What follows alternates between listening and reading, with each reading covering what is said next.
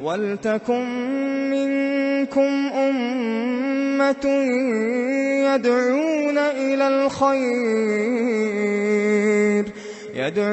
إِلَى الْخَيْرِ وَيَأْمُرُونَ بِالْمَعْرُوفِ وَيَنْهَوْنَ عَنِ الْمُنكَرِ وَأُولَئِكَ هُمُ الْمُفْلِحُونَ۔ سوال ہے کہ انسان تقوی کیسے پیدا کرے، طریقہ نجات، یعنی نجات کے لیے ضروری ہے کہ آدمی کے پاس تقوی ہو۔ اللہ تعالیٰ نے قرآن کریم میں جنت انہی لوگوں کے لیے ذکر کی ہے جو متقی ہیں، ان المتقین فی جنات وعیون، یا اسی طرح سے دوسری آیت ہے ان للمتقین مفازا، قیامت میں آخرت میں جنت اور کامیابی متقین کے لیے ہے۔ لہذا تقوی ضروری ہے۔ تقوی کیسے پیدا کیا جائے؟ اس کے کئی اسباب ہیں۔ نمبر 1، تقوی اللہ کی معرفت سے پیدا ہوتا ہے۔ جب اللہ کی عظمت انسان کے دل میں ہوگی، اللہ کی بڑائی ہوگی، تو ظاہر بات ہے کہ اللہ کی عظمت کا نتیجہ ہے کہ آدمی اللہ سے ڈرے گا۔ جب اللہ کو پہچانتا ہی نہیں تو اللہ سے ڈرے گا کیسے؟ نمبر 2، آخرت کا عذاب اور آخرت کی پکڑ آدمی کے دل میں ہو، وہاں کا معاملہ، آدمی جنت جہنم کے معاملات کو جانتا ہو، قیامت کے دن کے احوال کو آدمی جانتا ہو، تو اس کے اندر تقوی پیدا ہوگا۔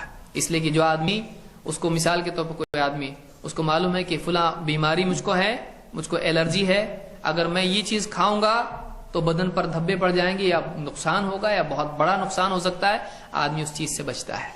شوگر والا آدمی شکر سے بچتا ہے، اور بہت سارے لوگ بہت ساری چیزوں سے بچتے ہیں۔ کیوں؟ جب معلوم ہوتا ہے کہ اس کا نتیجہ نقصان کیا ہے۔ تو گناہوں کا نقصان اگر آدمی کو معلوم ہو تو آدمی ڈرے گا اور تقوی پیدا ہوگا، گناہوں سے رکے گا۔ کیونکہ تقوی کیا ہے؟ اللہ سے ڈر کے اللہ کی نافرمانی سے بچنا، اس کو تقوی کہتے ہیں۔ اللہ کے خوف کی بنیاد پر ایسی چیزوں سے بچنا جن سے اللہ ناراض ہوتا ہے۔ اسی طرح سے تقوی کے لیے نفس کی تہذیب کی بھی ضرورت ہے، کیونکہ تقوی میں سب سے بڑی رکاوٹ انسان کا نفس ہے، وہ بننے نہیں دیتا آدمی کو متقی، گناہوں کی طرف لے جاتا ہے۔ تو نفس کے خلاف مجاہدہ کرنا ہے۔ جیسے اللہ تعالیٰ نے روزے کی بات بتائی ہے، لعلکم تتقون، روزے کے سلسلے میں اللہ نے کہا، تو روزہ آدمی کو بچنے کی عادت ڈالتا ہے۔ تو یہ تقوی کی عملی مشق ہے روزہ۔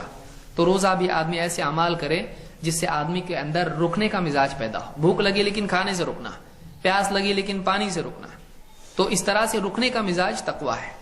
اسی طرح سے نصیحت کئی اعتبار سے، دینی مجالس میں بیٹھنا، اس سے تقوی پیدا ہوگا۔ دینی بات سن کر آدمی کے دل میں فکر پیدا ہوگی، عمل کا جذبہ پیدا ہوگا، گناہوں سے بچنے کا آدمی مزاج پیدا ہوگا۔ دینی مجالس، اچھی صحبت، اسی طرح سے قرآن و سنت کا مطالعہ، قرآن کو سمجھ کر پڑھنا، کیونکہ قرآن نصیحت ہے۔ اللہ نے فرمایا شفاء لما فی الصدور، سینوں میں بیماریوں کا علاج قرآن میں ہے۔ کیسے؟ جب آدمی پڑھے گا، اس کو سمجھ کے پڑھے گا۔ واعظ و نصیحت ہے، وہ آدمی کو سدھارتا ہے قرآن۔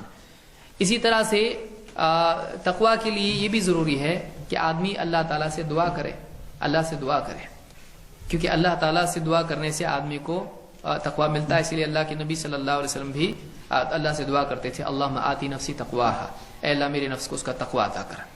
اسی طرح سے نماز کا اہتمام کرنا، نماز میں بھی اللہ نے فرمایا ان الصلاۃ تنہی عن الفحشاء والمنکر، نماز عملی پابندی کی ایک شکل ہے کہ میں پابند ہوں، قیامت کے دن کھڑے ہونے کی عملی مشق ہے، وہ یاد دہانی ہے۔ تو نماز کا اہتمام بھی آدمی کو تقوی اس کے اندر پیدا کرتا ہے۔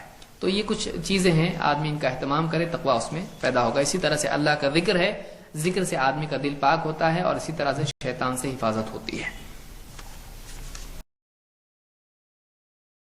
سبحان اللہ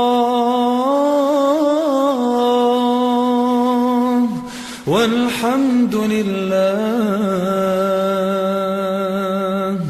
ولا الہ الا اللہ واللہ اکبر۔ سبحان اللہ